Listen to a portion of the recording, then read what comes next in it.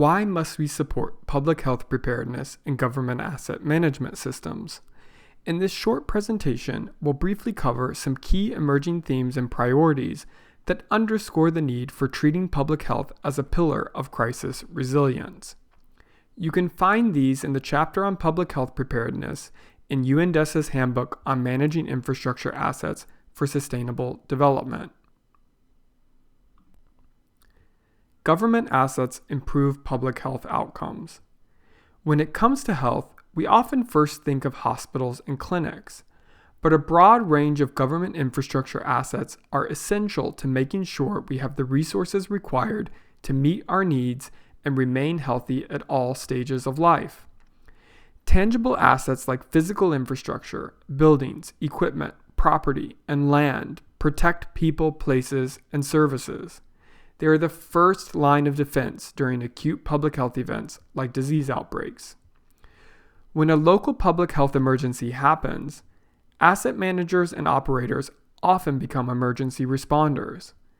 They may work in the background and therefore be less visible than medical doctors or police officers, but their performance under stress makes all the difference.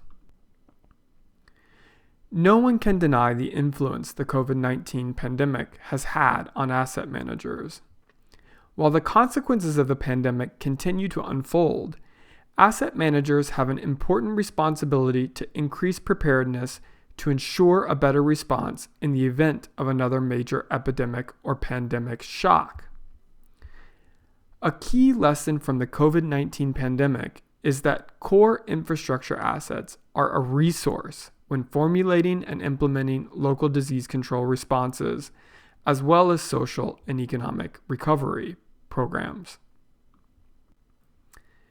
Public health preparedness is a measure of climate resilience. Things like disease preparedness and broader disaster risk reduction become even more important as we see the tangible impacts of climate change.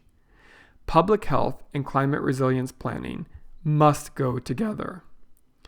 In fact, many threats to public health, like high consequence and emerging infectious diseases, are closely linked to the drivers and impacts of climate change.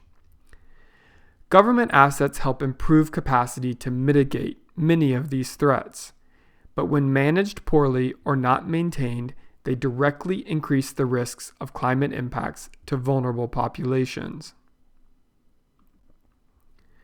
Public health starts in the enabling environment. National policies, laws, and programs related to asset management help local managers mobilize and allocate resources to protecting local populations. The enabling environment can be enhanced through coordination and regular feedback between local authorities and their partners in national government, which gives local public health officials and local asset management professionals an influential seat at the table and the opportunity to improve policies and programs.